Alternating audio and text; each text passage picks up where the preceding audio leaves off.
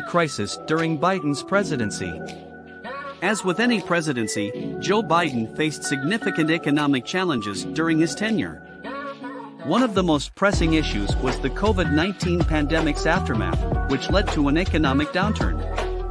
In response, the Biden administration implemented various measures, including the American Rescue Plan Act, aimed at providing financial relief to individuals and businesses affected by the pandemic-induced economic crisis.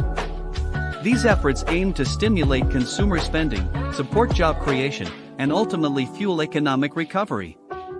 Energy production and industrial activities.